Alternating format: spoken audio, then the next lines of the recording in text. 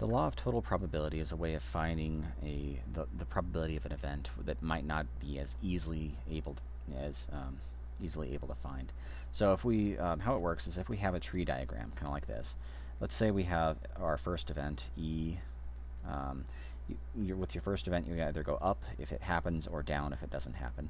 And then your second event, again, you'd go up if it happens and down if it doesn't happen. F and F complement. So you can see whatever, if we use our product rule, let's say the probability here is some number. Let's call this P sub 1. The probability here, F given E, is P sub 2.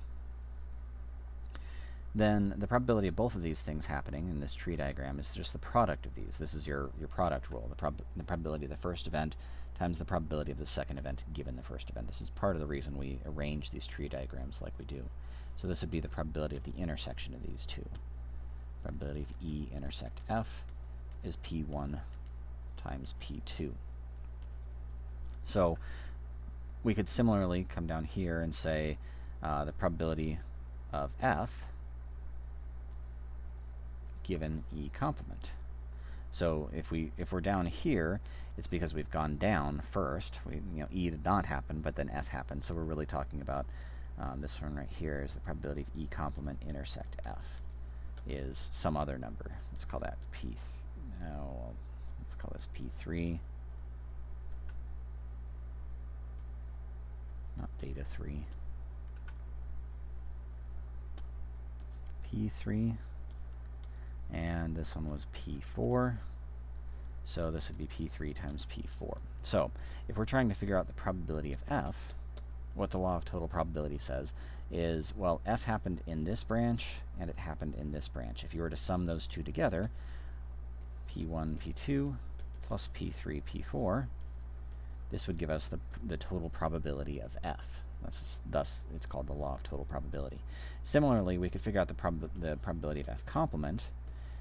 We could, of course, use the complement rule there, or I could take this probability plus that one, take those and add them together, and that would give me the probability of F as well. Alright, so let's do this example where we have a game that begins by rolling a 6-sided die. Depending on the outcome of that die, you draw from one of 3 bags.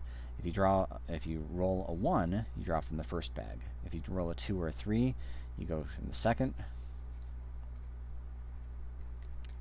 And if you roll a 4, 5, or 6, you go to the third.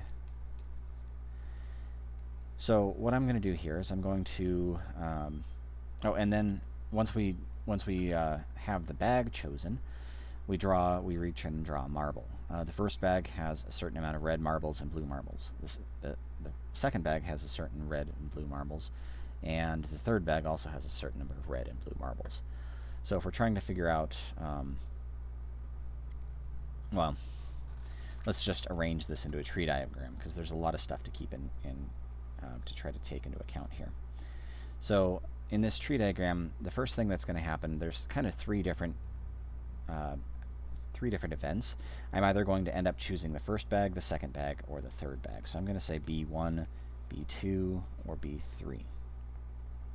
And I could actually write the probabilities of each of these. The probability of choosing the first bag, well, I only choose the first bag on a roll of a 1. So the probability of getting the first bag is 1 out of 6. The probability of getting the second bag is 2 out of 6 because I choose that one on a roll of 2 or 3.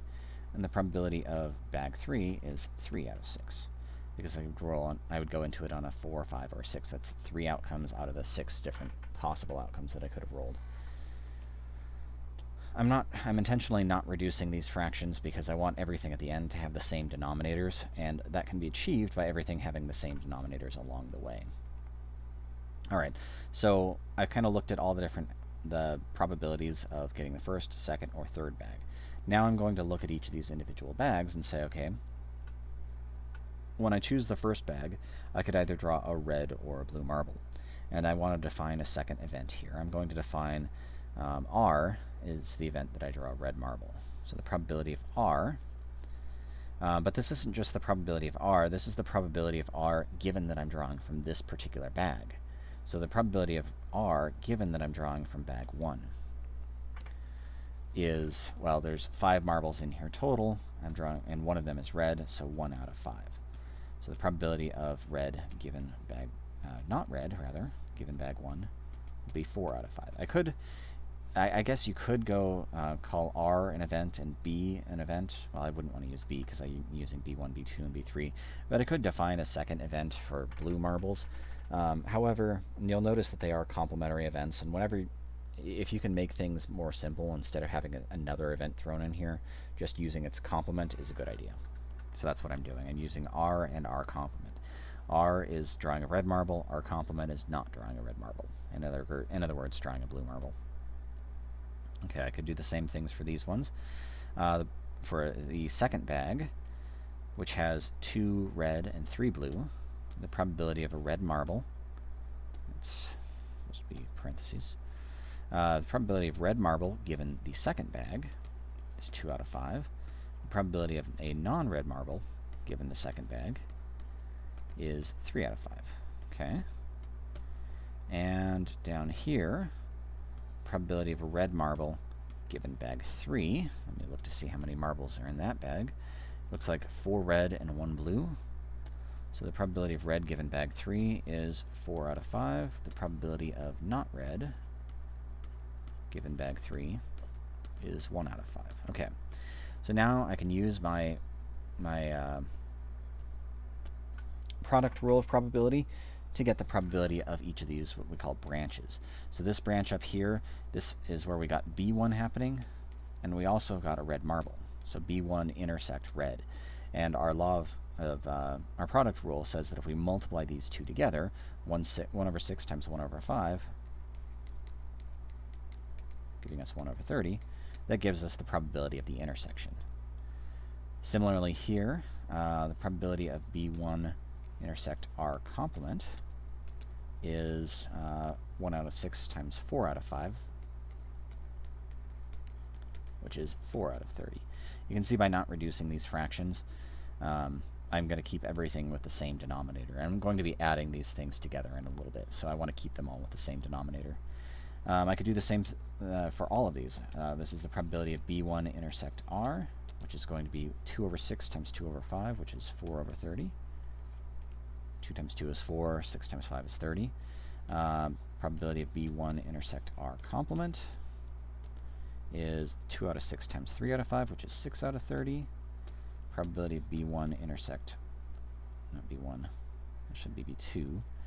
This would be B3 intersect R. Bag 3, then red marble, that would be 3 times 4 is 12 out of 30. And probability of B3 intersect R complement was 3 out of 6 times 1 out of 5, which is 3 out of 30. Now, one thing I want to point out here is that if you kind of add all of these up, these are all the different things that could happen, and you would expect that this should sum to 1. Let me just verify that. All of these are out of 30. I strategically made them all out of 30, so I'm not going to divide by 30. I'm just going to add the numerators. 1 plus 4 plus 4 plus 6, 12, and 3. Add those together. You can see they sum up to 30 out of 30, which is equal to 1. Now we can use the law of total probability. Let me see what the question was here. What is the probability of drawing a red marble from the first bag? Oh, we've actually already figured that out already. The probability of drawing a red marble from the first bag is this probability right here. This is 1 out of 30. What is the probability of drawing a red marble in general? Well, this is where we need the law of total probability. You can see we drew a red marble here, here, and here. So the probability of red is going to be the sum of those things.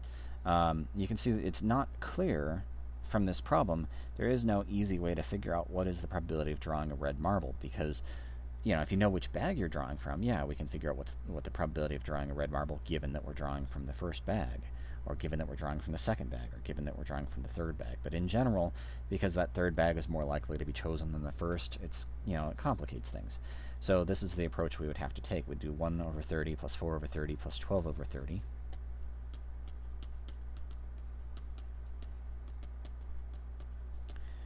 Giving us 17 over 30.